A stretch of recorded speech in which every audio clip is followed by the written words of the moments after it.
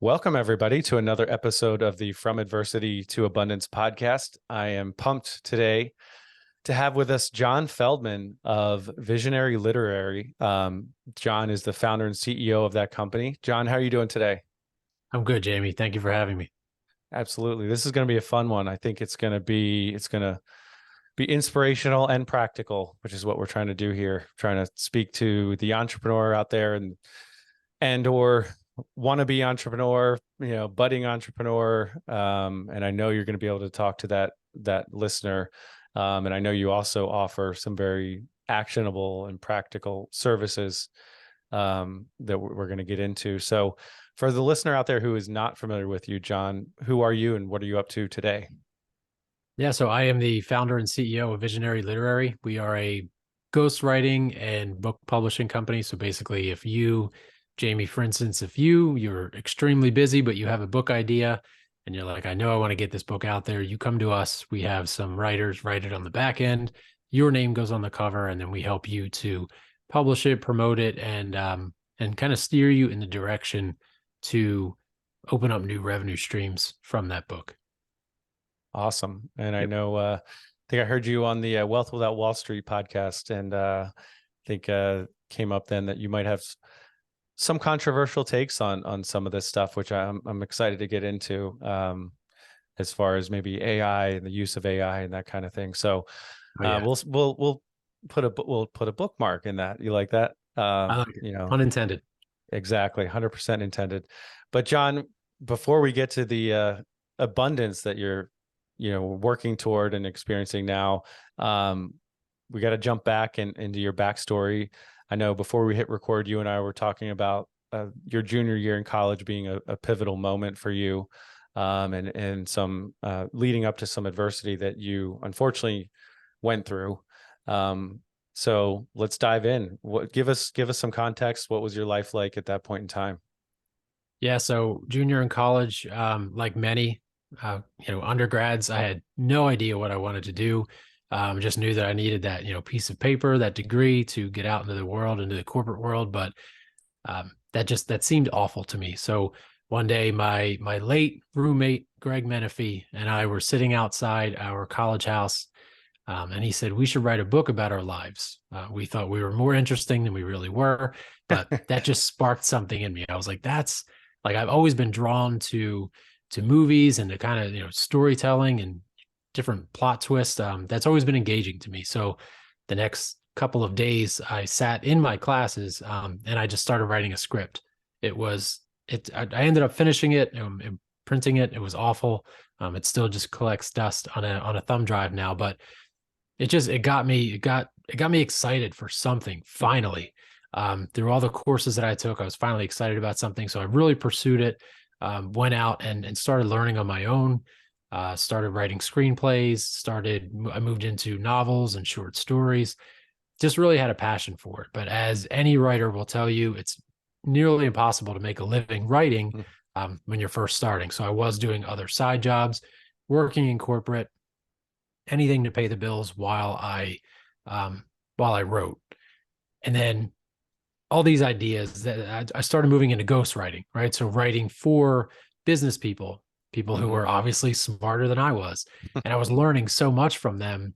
And that's when I kind of took the leap of faith too early into business. So I quit my corporate job, tried to start a handyman company.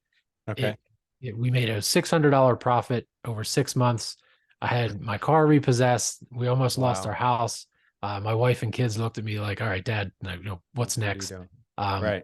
So that was a big turning point as well. Sure. No, there's a lot to unpack there. So just in college, just briefly, when you junior year, did you change your major or anything? What were you studying at that point? I didn't. So I was actually studying sociology and marketing. So I wanted to be in advertising. So I wanted to kind of sit around a table and come up with commercial ideas. That was my goal. So okay, gotcha. Yeah. And then you mentioned, obviously you said you were learning about writing. You were writing and studying that and getting better at that. But then you mentioned a corporate job. What was that corporate job? It was actually working with electronic medical record systems. Okay. So this was a job that I kind of stumbled upon. It was a 100% travel job, and then Mm, I eventually just kind of settled down and got a corporate job local. But it was all gotcha. computer stuff, sitting behind a desk, sitting in a cubicle. Sure. Nothing exciting. And you know, much like it sounds like much like my first quote unquote real job. Not that the jobs were similar, but I took that job because it was a job and it paid, um, Yeah. paid money, right? Yep. Biweekly paycheck. So sounds like you took your job for a similar reason. So okay, so what made you said you went all in too soon on the handyman business, right? Yeah. Why did you decide to start that business in the first place? I just I left corporate and went back to travel work, but at that time I had a wife and two young kids. And I realized very quickly that, whoops, maybe I shouldn't have left the corporate world, even though it was, mind numbingly boring. Hmm. Um, but I came back and I was like, all right, like I've doing this ghostwriting on the side, part Hmm. time, learned so much. So let me take the leap of faith. And that's when, so I stopped doing the travel work that paid the Hmm. bills.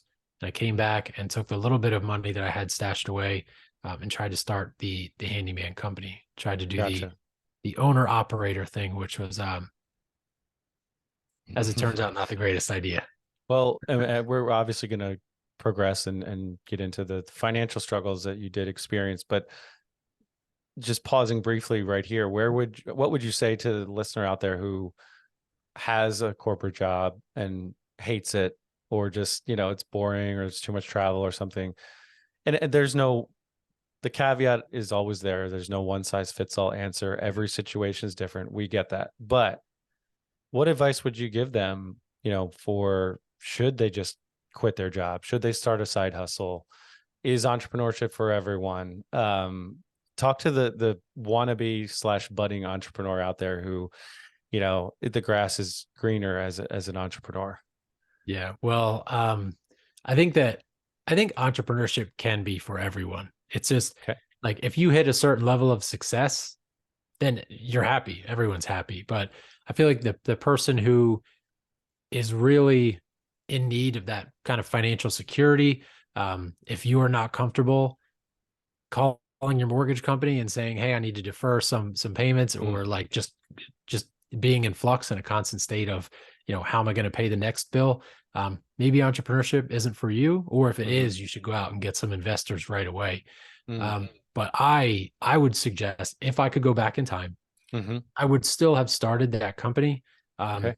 because handyman services, there'll always be a need for them. It's true. But I should have planned a little more and did it as a side hustle at first. Like you said, Okay. that's kind of difficult to do, with a, you know in-home service company. But there are so many digital companies now, online services that you can do Mm-hmm, nights, weekends, and then once you have proof of concept, you have some good projects coming in, that you mm-hmm. can safely walk away, Yeah. from your corporate job, then that's a good That's time that's to really start. really good advice. And again, there's many ways to skin the cat, right? Maybe you can save up a bunch of money as you're working your W-2 and then take the leap, Right. and you've got some cushion there. In my case, I was able to work for the last 7 years for the Department of Defense part-time. And so I was building my business on the side, but I had a good amount of time to do that. So not everyone has that situation. But Right. I definitely agree with you. In some way, you need some kind of proof of concept or some kind of, book of business or some traction Yeah. before, especially if you have a family that's depending on you, Yeah. before you just kind of go all in. So you didn't do that. And again, we're looking back, beating you up and now we have access to more information than you had at that time. So it's kind of unfair, but at the same time, we want to learn from your story. So take us to rock bottom. You mentioned your car being repossessed. What did things look like at that point in time? Yeah. So that was a very embarrassing time. Again, it was just, so I was trying to do the owner operator thing, because I started with basically nothing. So I couldn't afford to, pay someone. Um, So I went out, I was doing my thing, and I was coming home at night, sending out invoices. Many people weren't paying their invoices, so I was spending time chasing people down, which made me late to some jobs and some dissatisfied clients. So it was kind of like an avalanche of bad things taking place. And then I remember the car company, the mortgage company was a little bit easier to deal with. They were okay with me deferring some payments, but the car company was not. Mm, It was actually the work truck that I needed. So mm, I when the tow truck company called and said, mm, like, I'm coming to get it, where do you live? I had to mm, ask, can I please meet you somewhere else so my neighbors don't have to watch this, so my kids don't have to watch mm. this. And I That's remember that vividly. I yeah. remember that, yeah, that I conversation with the tow can truck driver. yeah, I appreciate you being, some of the stuff is you may have mostly put it behind you, but it's Yeah. probably it's Oh, not it's something you want to talk about, and it's not exciting to talk about. It's yeah, I mean, I appreciate you being vulnerable about that. And so it sounds like you met the tow truck driver somewhere, and he repossessed your car, and then you made your way back home. And what happened from there? Yeah, well, he gave me some business advice, which I thought Mm. was, again, hindsight is 2020, but he gave me some advice, and then I came home, and it was just it was a bad day or two, especially because we were still in a bad spot. There was no immediate fix. That's the really bad thing about having your own business where you don't have where you're not giving yourself a salary, where you're like out of money, is that you can't snap your fingers and make something. You can't just make money appear. You have to go out and do something. So, I mean, it came down to like DoorDash and Uber Mm, and doing anything I could to just like make some money and then trying to apply to jobs. Um, Luckily, I did get something rather quickly, after a couple weeks, but it took a long time to dig out of that debt. I didn't have to file bankruptcy, mm, luckily. mhm, Luckily, I didn't get in too deep because it was a very small company. But sure. so I did avoid. I mean, I know that there are people that have had way worse circumstances than I had with my small little company going under. Sure. But for me, that was, rock bottom, and I was like, I can't. I need to learn more. I need to be better for the next time that I try. Sure. That makes sense. On one hand, service companies like that, uh, can be a good idea to start because they're it's a fairly low barrier to entry, Yeah. fairly low risk in that sense because it really doesn't, you need a truck and some tools and some basic knowledge. Not putting you down in any way, but that, you know, you don't really need you don't need to go to medical school for 9 years to become a Right. handyman, right? So that and so it's kind of a low risk in that sense, but the flip side is it requires you to be there doing the work, and as you said, owner operator, you said that a couple times. So Yeah. okay, now you're no longer operating, and you're no longer the owner, and you have no income. So all right, so you did what you had to do, side jobs, whatever it is, whatever it took to get income, and then you took another job, it sounds like, right? Yes. Okay. All right. So walk us through the next few years of your professional career. Yeah, so I did. I was able to go back to the travel work that I was doing, Gotcha. which was, again, it was the trade off of like, now I have a wife and two small kids at home, and I'm leaving for weeks at a time, not being home. So that was the dissatisfaction there, but at least we were able to pay our bills. So I started Sure. doing that, and then I went back into doing some more ghostwriting, more learning from people, and I actually started to focus more on like my freelance writing career rather Okay. than the travel career, because I knew I was learning so much. So I wanted to continue doing that and doing it on the side, because the freelance career is very, very difficult to kind of navigate from a financial standpoint Hmm. when payment is so sporadic. You don't know when you're Sure. getting paid, when the client is going to respond. So, but I started just, I was able to go back to the work that I was doing and started writing again more on the side. Gotcha. I mean, I don't want to speak for your wife, but I'm guessing she'd prefer you travel and go make money versus sit around the house and take Rope up around the space. house. Yeah. Yeah. So okay. So I mean, you took action, you did what you had to do, and you start making progress. And then on the side, you're working on your writing, which is really it sounds like was always your passion. Speak to that briefly, if you would, as far as, there's always this tension with, following your passion versus following the opportunity or solving a need, serving others. Not that you weren't serving others, but speak to, the entrepreneur who maybe they've started a side hustle, but it's not really taking off. How would you define, what would you do differently maybe to, if you had to go back as far as following your passion versus following the opportunity? Yeah, I think you just need to keep your eyes open. So I was always trying to pivot, even when I went back to, the screenwriting when I was finishing up college, and then my first few years after, I kept, trying to find a literary agent, trying to send out scripts to movie studios, and that wasn't working. So I was like, all right, I need to try something different. And that's when I did a little bit of research and realized that novel writing and short story writing, maybe that was an easier barrier to entry into the literary market to make a career out of it. That Okay. didn't work. So that's when I looked up ghostwriting and started doing that. So for anyone who might be starting something and it is a passion, if it doesn't work the first time, don't give up. So pivoting is something that any entrepreneur, any business person will tell you, like, you have to pivot when things happen.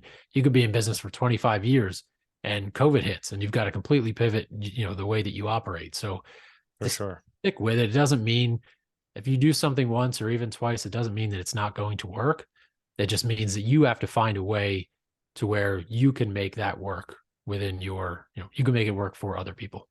Yeah. So you're still catering to your own strengths and your own passion, but you find, the Venn diagram, the middle of the Venn diagram where it actually overlaps with the opportunity and what the market tells you, oh, that people will actually pay for this. Yeah. So that's really good. So when did things start to take off a little bit for you? So just to speak on that last part too, on Sure. my fiction writing, when I started, like when you said the Venn diagram of like what people will pay for, Mm-hmm. I couldn't for the life of me get someone to read my $5 fiction book. But as I started ghostwriting, I could find Mm-hmm. someone who would pay me 10, 20, $30,000 just to write their book. So it was wild to see. And that's why I completely moved into ghostwriting, because I was like, I Mm-hmm. can actually make a decent career doing this. And then maybe Sure. when I'm a little bit older, time opens up, maybe I retire, then I get back into writing novels because I'm not sitting there stressed about money. I'm not forcing family and friends to buy it. So there That's is, really good. Yeah. yeah, I mean that's a very dramatic or drastic change from, $5 to $30,000. So for anyone listening, Absolutely. you might not have the luxury of having such a drastic, change Yeah. in gaining income, but that is Well, something to I also consider. like the fact what you just touched on is, and I've mentioned this in other episodes, but life can have seasons. It's okay for you to kind of go back to that nonfiction writing in 10, 20 years when you're in a better position or different position. You're not stressed. So it doesn't mean that whatever decision you make today is just final for the rest of your life. So Right. pivoting can be temporary as well, and just, follow the money a little bit now, and then maybe that'll open up other doors. And I would guess that the ghostwriting that you did and continue to do is only going to benefit any future fictional writing that you do. Is that fair to say? Yeah, for sure. So it's all about storytelling, whether it's fiction or nonfiction. You've got to draw in the reader, especially today when attention spans are so small. You have to make sure that you're constantly keeping the reader engaged. I think I read a book by Stephen King. It's called On Writing. Okay. And he says that you need to, when you're writing or when the reader is reading, they have to forget that they're actually reading. So Hmm. that's something that I really took and I remembered, all these years later, is that you have to really draw in the reader. If you're writing, textbook style, you're not going to keep the reader engaged. That makes a lot of sense. Mhm. All right. So what happens next in your story? So another pivotal turning point was, I believe it was 2018, maybe 2017. I was still doing ghostwriting on the side. I was home in between those travel projects. And the one assignment through another agency that I got was for, I'm close to Orlando. So it was a client that was Orlando based. So I drove to his house, met him there. I was driving this crappy car, all we could afford, and I pulled into this beautiful multi-million-dollar home. And I got out and I looked under the car and I was so afraid I was going to leak oil all over this guy's beautiful driveway. But I went and knocked on the door, introduced myself. Very nice guy. He was a business partner of billionaire banker Sam Zell. And I Sure. went and I sat at his kitchen table and I was just in awe at his house. And Wow. as I started talking to him, getting ready to talk about his book idea, what he needed, Mhm. he started talking to me and he was just a regular person. And he told me, he's like, look, like any business can be successful if you run it this way with X, Y, and Z. He's like, I'm not special. I just, this is the formula. And this is what I want to like help share with people. Mm. And that was another pivotal moment. Mm. In the years that came, I think I sent, because I was like, I have to start another business now. And in the years that came, I think I sent him 5 or 6 different pitch decks. And Mm. he was nice enough to respond to me and talk to me, but it wasn't, Mhm. I was nowhere near, big enough for him to invest in. But Mhm. that moment, just sitting there, listening to somebody who's been that successful in life, tell me stories about losing $5 million in a day and being able to push forward. Wow. And just again, going through telling me that like, I'm just like you, I'm just a normal Yeah. person, just money. But if you do this X, Y, and Z, then you can benefit. So we obviously don't have time to dive into all of the wisdom he shared, but do you remember, maybe one thing that he shared that really you actually were able to take action on? So there was a lot. Yeah. And he ended up, yeah. So it was a lot, and it was mostly like a story. It was like an internal story for his kids that he wanted, but it was basically just going through like his kind of his upbringing, right? And how he So wasn't anything special, but he resulted in something great. got it. So I probably didn't. So, but as far as applying to for your own business, the information that he gave you for your business, did he help you with that? Yeah, he did very much, especially from the onset. So much more planning, right? Got it. Whereas the handyman business, I just jumped right in and figured I'll learn. Now I am just talking about planning and operations. Hmm. This bit visionary literary now we Yeah. have, and I built it all. Like I'm talking Hmm. standard operating procedures down to like whether you right click or left click and what the Hmm. page looks like, and like it's so insanely detailed. But Hmm. like one thing that I learned also, which was from someone else writing in the future, was as you're creating a business where you want other people to work in, you're Hmm. building the game that you want them to play. Mm. That's That's really something that good. really stuck out to me. Yeah, that's Sure. why operating procedures are huge for me. I Yeah. operations is my thing now. Well, I think it's a different mindset, right? Yeah, Than ghost writing, right? You're running a business. yeah, It doesn't matter whether it's a writing business, book publishing and marketing business, or if it's a handyman business. right. I would guess you could probably be now if you started your handyman business. I'm thinking you'd do a little better at it than your last go around. I would hope so. Um, so no, that's awesome. And I've definitely found, you know, I don't take advantage of it. I don't take it to an extreme, but they're people who are successful. They want to share, especially if they're a little bit older. They want to give back, and that's definitely something to take advantage of. And I've pitched people, and that politely turn things down, and that's fine. It's Yeah. like, but I still get a lot out of that relationship, and hopefully I can give them something back as well. But that's good advice to just. It sounds like you were open to listening to. You see that someone else has done well. Well, let's take some. Success leaves clues, right? So, Oh my goodness, yes. um, Yeah. okay. So what has your business blossomed into? What does it look like now? More, in a little more detail than we've touched on already. Yeah. So there are for anyone listening who has the CEO title or C-level title or founder title inside their LinkedIn profile, certainly you've had 5 to 7 different people contact you and say you should write a book. There are I don't want to say it's like a low barrier to entry for the hybrid publishing market, but anybody can start it. Like I have spoken with people who have no writing experience, but they know that the process is out there, that they can do it, and they'll just, flip a profit for it. But um, for me, I've over the past couple of years, especially, I've written for close to 50 now entrepreneurs, business people, very successful people. Mm. So I've learned so much, but I also know that most publishing companies, hybrid publishing companies out there, are targeting that $10 million a year, $20 million a year, like the high ticket, low volume, because they want to work with a couple clients. Mm-hmm. If you haven't hit this mark yet, you probably don't know enough to help Mm-hmm. your peers. But I call bananas on that.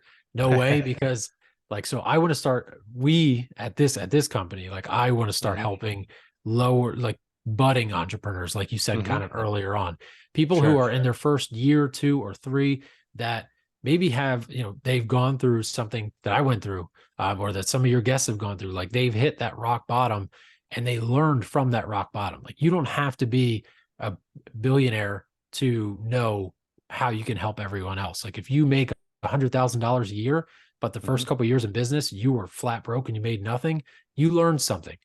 And that little Absolutely. something can be put into a book that can help the people who are aspiring, who are just about to come onto the path. And you could help them avoid those couple of years of really tumultuous times. For sure. I think sometimes we forget, I do a little, mentoring for mortgage note investors on the side, and not that I know it all by any stretch. That's not at all what I'm saying, but I forget how much I have learned in the last 6 years when I've really been all in on this.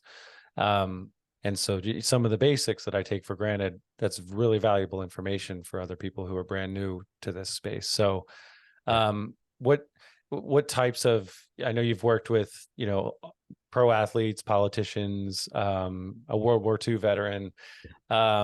Is there a general theme, kind of the, type of book that, or topic of the books that you've written that seems to kind of keep surfacing? Yeah, it's a lot of business Yeah. books and business memoirs. So business memoirs are things that I like. If I could buy 100 books right now, Hmm. 99 would be business memoirs, because I Okay. absolutely love just reading the stories. It's kind of like the guests that come onto your show. Like we tell our stories of Yeah. starting out, where we came from, all the tough times, and then like where we came out in the end. So Shoe Dog by Phil Knight is one that That's really good. I just I read love that. it. It's really Absolutely good. love it. Like it just, you think that when people look at Phil Knight, they think, oh, he's rich. Yeah. Like you He don't was, see. Yeah. oh man, it was, like he was just born that way or something. Like he Yeah. just had success dropped in his lap. There, It's that was really never. good. I read it a few months ago, and yeah, I was telling my wife about it because it's just, I mean, they would get together for these, I can't even say what they called them, but they just their little mastermind, the few guys that were actually running the company back in the day. And there were so many points there that Nike could have just gone under. Yep. And we just take it for granted that, oh, Nike was always this massive successful company. Right. Not at all. Um, it's amazing. Yeah, really good book. And I couldn't agree more as far as, yeah, on this show, we tell people's real life stories, and we try to, this is what worked or didn't work for them. It doesn't mean everything's going to work for you, but people love stories. So, Yeah. and personally, I love nonfiction stories, just because it's like, well, that Yeah. happened, so that's awesome. Um, Now, what is your, like, as far as your team or your business, what does that look like? Do you have virtual assistants, or how's your company set up right now? Yeah. So we have virtual assistants and then a lot of freelancers. So most of our, because we try to like really cut costs for the budding entrepreneur who can't afford, 20, 30, $40,000 for a traditional book. Sure. There's a lot of AI automation. So we're, as you were mentioning earlier, Yeah. we're diving headfirst into AI, Web3, all of it, just because um, so many 99% of writers and writing companies are fearful of it. Hmm. But I mean, it's here and we Yeah. know it's not going anywhere. So No. jump on the train now, like learn, use it to help, because they're from a human component. Like AI can write, but it writes your first draft. And Yeah. then you go in, and the first draft is where 8 out of 10 authors call it quits, because they start writing their first draft and they're halfway through and they're like, all right, everyone does it, even professional writers. This is Hmm. awful. I've got to set this aside. But professional Sure. writers know, let me set it aside for a week and come back to it. But an Yeah. amateur writer, an aspiring writer for the first time, they'll be like, this is garbage. This never happens to anyone. So it's got to be garbage. Let me Mm, throw it in the trash. And then they stop. sure. Yeah. No, I love that. And I just hired uh, a, an operating officer on my team, and he's pushing the AI thing really hard. And so I've been diving back in to it, and man, it is super helpful just in general. Like, just and just coming up with whether it's podcast show notes or Yeah. anything else. It's just like, yes, there's a character limit with Chat GPT, but um, it's hard to put it in words how helpful it's been. Yeah. And it, like you said, it's not going away. So own it, right? It's happening. It's going to keep changing, but I think the more you can get out in front of that and incorporate it into your own business, even if you're 5-10% of ahead of the next person, I think that's huge. And so how do you use it in your business, specifically with ghostwriting? So we try to, for the standard projects, for some of the more seasoned individuals who come to us and they just want to help, and it's not about getting a book out there so that they can open up, new revenue streams. That we have just our freelance pool of writers.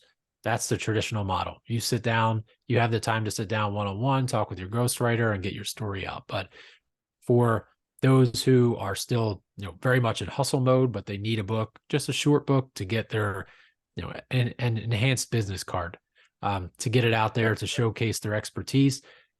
We walk them through in our guided author programs. We just walk them through how to use AI, how to use the prompts, how to get the first draft done in, it could be a day. It could be less than a day if you actually sit down and do it all. But to help you structure the book, and then, to outline it, put it in good sequential order, and then to get the first draft completed, we walk clients through that, and that can be done in the outline, and the first draft can be done in a day or two. And then you take it from there, make it your own. Gotcha. Yeah. So speaking of that, I know people have concerns about the legal ramifications or copyright issues. What's the insight you can offer there? Yeah. So there are two things there. One is be very careful, obviously. So everything that is ChatGPT, for example, everything that's been fed into it. I think Sarah Silverman and a couple other people have lawsuits out now because someone that Sarah Silverman knows, I guess, asked ChatGPT to tell me a joke, and it told a joke and it was hers. So and comedians are very, very close with their jokes. So Sure. she was displeased with that. So basically anything on the internet was scraped. So be careful that you're not stealing someone else's, that you're not plagiarizing. So that's why you have to go back and make it your own as well.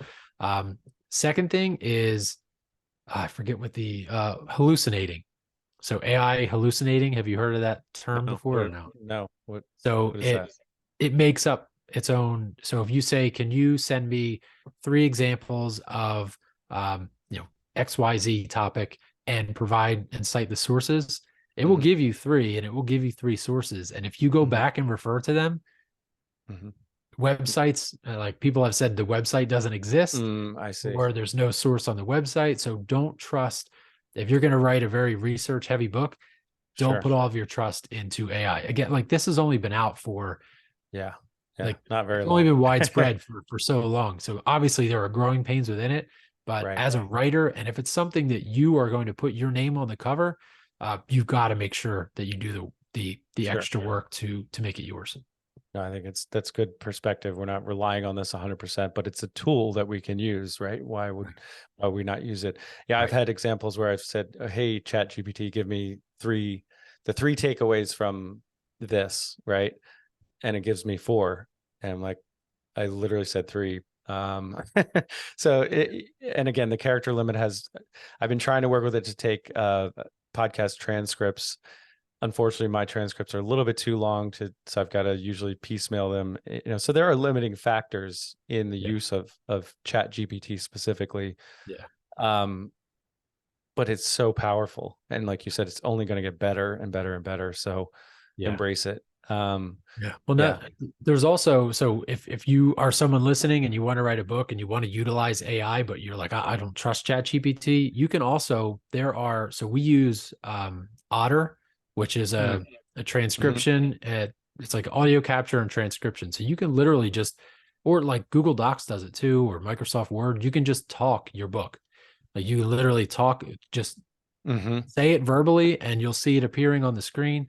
Once Yeah. you're done, you get all your ideas out there. You have your whole entire book on the screen. You've just spoken it into the whatever writer processor you want to use, and then Mhm. you can make that your own. So you're not Hmm. relying on AI, ChatGPT. You're not worried about the legal issues. This is Sure. all yours, but it's easily transcribed for you and on the paper for you to Yeah. just there. Makes sense. And to be clear, we're not giving any legal advice. Neither of us, neither John or I, or Nope. we're not giving legal advice whatsoever.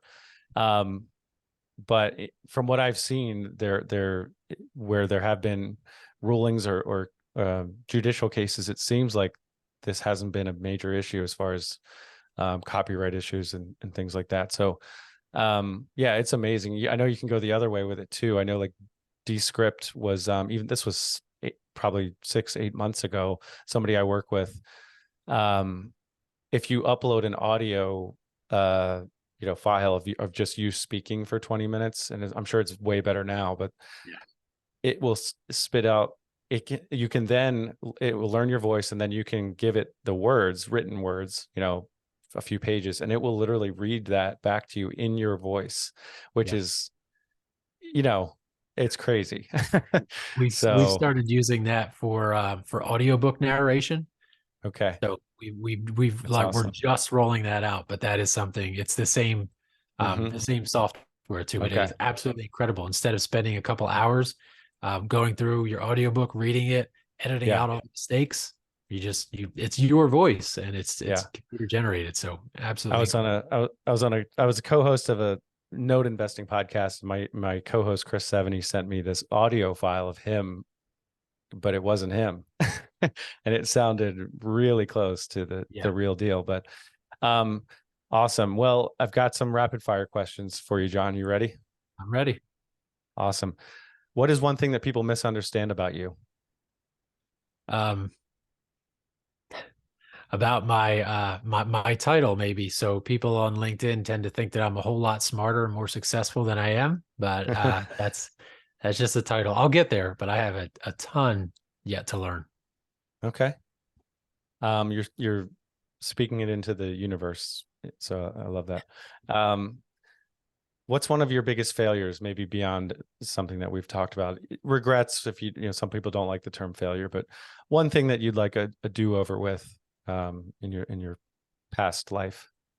So this is if I wish that I would have been more motivated when I was younger. So I played ice hockey for a long time and I absolutely loved it. And I was okay.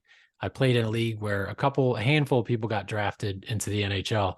Mm, If I would have actually tried, if I would have cared, if I would have hmm. had the ambition that I have now for business, Hmm. for hockey back in my teen years, I definitely could have been, I could have been something better, maybe a pro hockey player, and that would have been really cool.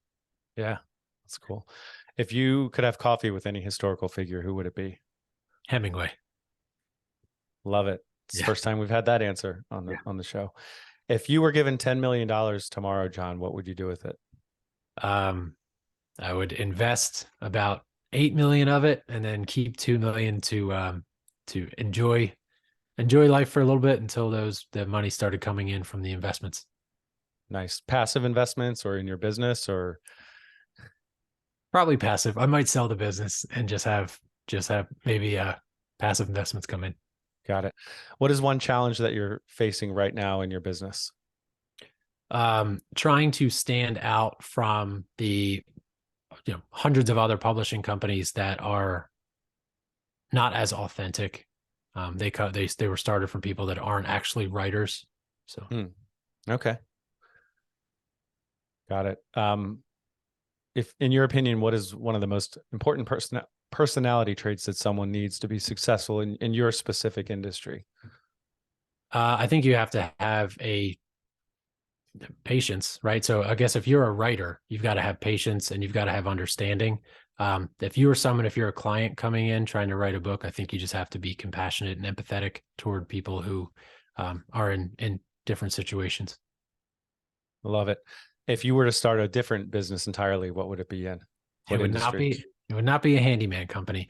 I think I might try to get into something tech related, even though I'm non-tech. I just think that the tech and AI and the future is just something very exciting. Love it. How about a book or two that you could recommend for our audience out there? Well, I think Shoe Dog by Phil Knight is great. 0 to 1 is fantastic. Mm-hmm. What else? The Hard Thing About Hard Things. That is a great read book. That one. Traction is a good book. Sure. So absolutely. I think I went overboard. 4 is always is better than 1. What are other podcasts that you listen to? I know you have your own, right? I do. Yeah, I have my own self-published success. So we interview authors on there. I like their Starting Greatness by Mike Maples is a good one, even though it's kind of sporadic.